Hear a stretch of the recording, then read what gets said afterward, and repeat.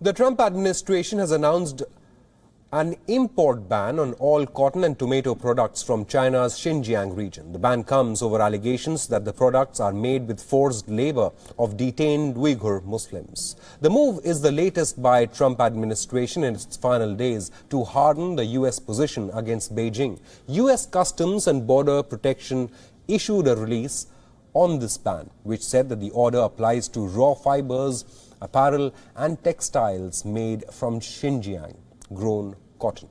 The order applies to canned tomatoes, sauces, seeds and other tomato products as well from the region of Xinjiang in China, even if processed or manufactured in third countries.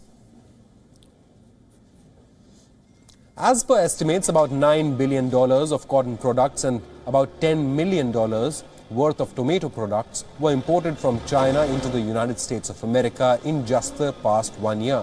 According to the Department of Homeland Security's acting Deputy Secretary, that order sends a message to importers that DHS will not tolerate forced labor of any kind. He also said that companies should eradicate Xinjiang products from their supply chains. According to human rights groups, the Chinese government has forced more than 1 million ethnic Uyghur Muslims and other minorities into prison camps, what China calls re-education camps. Those camps are used to source labor for the factories in the region. The Chinese embassy in Washington said in a statement the forced labor issue was a political lie and vowed to take actions to safeguard the rights of its companies.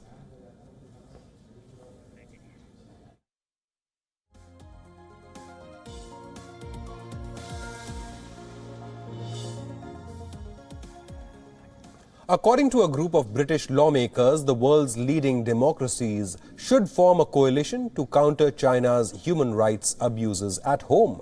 The China Research Group says that Britain is in a desperate need of a coherent policy on China. More in this report by Voice of America. More than 50 pro-democracy activists were arrested earlier this month in Hong Kong, the latest crackdown by Beijing on political freedoms. So how can Western democracies respond to the challenge of an increasingly assertive China? British Conservative lawmakers have set up the China Research Group to answer that question. Tom Tugendhat, chairman of Parliament's Foreign Affairs Select Committee, is co-founder of the group. What we're trying to do is to encourage it to change within a rules-based international system so that the people of China have the opportunity that they deserve and so the rest of the world is not threatened. It is a battle with global implications, says China analyst Steve Tsang. China under Xi Jinping is interested in exporting and supporting authoritarianism in the world. So there is a bit of a contest of two different ideas, liberal democracies and Chinese-supported authoritarianism.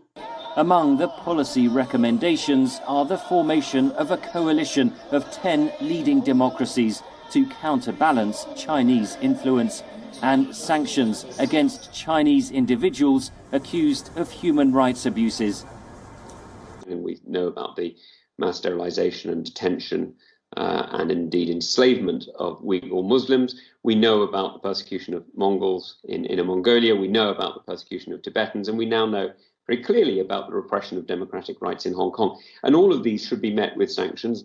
The toolkit also recommends forcing greater legal obligations on foreign banks and financial institutions to prevent the erosion of Hong Kong's autonomy. But the West has limited leverage, argued Tsang.